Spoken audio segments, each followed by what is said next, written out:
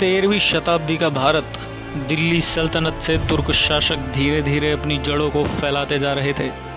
एक ओर बिहार और बंगाल की भूमि विदेशी सत्ता के अधीन हो चुकी थी, वहीं दूसरी ओर भारत के सीमांत प्रदेशों कामरूप, कश्मीर, मालवा और राजस्थान में अब भी स्वतंत्रता की ज्योति प्रज्वलित हो रही थी।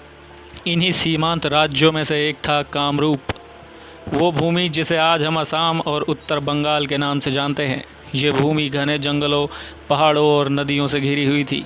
यहाँ के लोग वीर, स्वाभिमानी और मातृभूमि भक्त थे और उनके सिंहासन पर विराजमान थे महाराजा पृथु, जिन्हें प्रजाजन धरती का पुत्र कहकर पुकारती थी। उधर तुर्क के सेनापति मोहम्मद बख्तियार खिलजी, जिसने बिहार और बंगाल की भूमि को रक्त से लाल कर दिया था, अब नई महत्वाकांक्षा के साथ कामरूप की ओर बढ़ रहा था। उसने नालंदा और विक्रमशिला जैसी विश्वविख्यात विद्यापीठों को जला डाला था, विद्वानों का वध किया था और अब उसकी दृष्टि थी कामरूप को रौंद कर तिब्बत तक पहुंचूं और अपना साम्राज्य फैला दूं।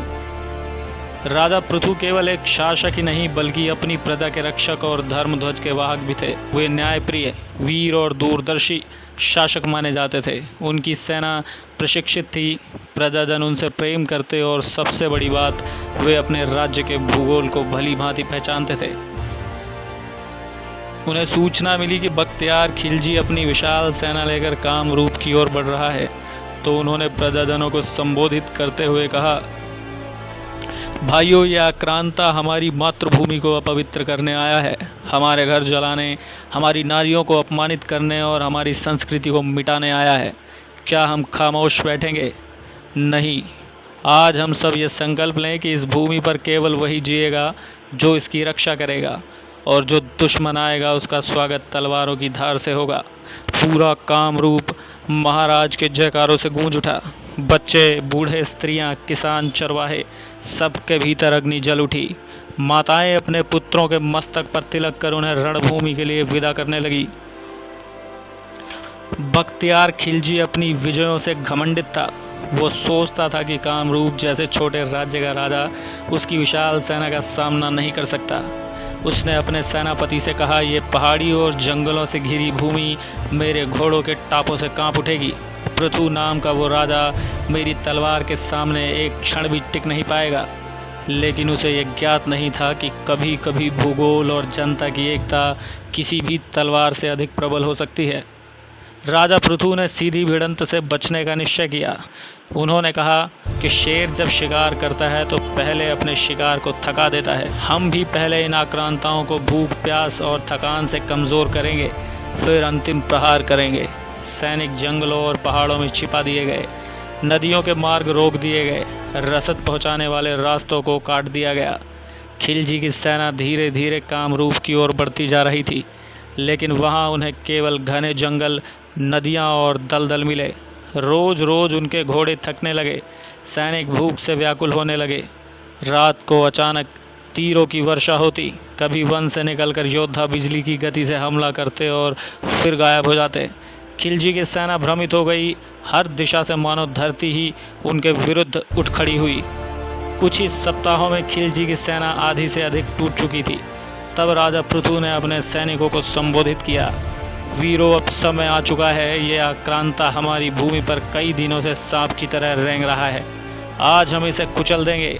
याद रखो, आज का युद्ध केवल हमारी धरती का ही नहीं बल्कि समस्त भारत भूमि का युद्ध है। सिंह की गर्जना के साथ कामरूप की सेना रणभूमि में उतरी। घोड़ों की टापों से धरती गड़गड़ाने लगी, तलवारों की चमक से सूर्य भी फीका पड़ने लगा, भालों की चोट से दुश्मन की पंक्तियां चीर दी गई। खिलजी के सैनिक चारों ओर से घिर चुके थे। उन्होंने भागने की कोशिश की, पर नदियां और जंगल उनके मार्ग को रोक कर खड़े थे। युद्ध भूमि रक्त से लाल हो गई। सैकड़ों हजारों तुर्क सैनिक वहीं ढेर कर दिए गए। बख्तियार खिलजी स्वयं भयभीत होकर युद्ध भूमि से भाग खड़ा हुआ। कुछ ही सैनिकों के साथ वो किसी तरह बंगाल लौटा।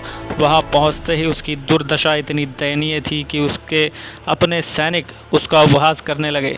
अपमानित खिलजी धीरे धीरे बीमार पड़ा और अंततः एक ही सिपहसालार के हाथों मारा गया। कामरूप स्वतंत्र रहा, राजा पृथु का नाम भारत के वीरों की सूची में अमर हो गया। इस विजय ने सिद्ध कर दिया कि यदि जनता और शासक एकजुट हो जाए तो कोई भी विदेशी आक्रांता भारत की भूमि को रन नहीं सकता। राजा पृथु केवल कामरूप के ही नहीं बल्कि पूरे भारत के नायक थे। उन्होंने ये दिखाया कि मातृभूमि की रक्षा के लिए रणनीति, भूगोल का ज्ञान और जनता की शक्ति किसी भी विदेशी सेना से कहीं अधिक महान होती है। आज भी असम की धरती पर उनकी वीरता की गाथाएं सुनाई जाती हैं। राजा पृथु और बख्तियार खिलजी का युद्ध केवल एक संघर्ष नहीं था। यदा यदा हि धर्मस्य ग्लानिर्भवति भारत अभ्युत्थानम् अधर्मस्य तदात्मानं सृजाम्यहम् पवित्राणाय साधूनां विनाशाय च दुष्कृतां धर्म संस्थापनार्थाय संभवामि युगे युगे। ये भारत के स्वाभिमान की घोषणा थी। यह सिद्धांत था कि भारत माता की रक्षा के लिए यदि प्रत्येक पुत्र सिंह की तरह खड़ा हो जाए तो कोई भी शक्ति हमें पराजित नहीं कर सकती।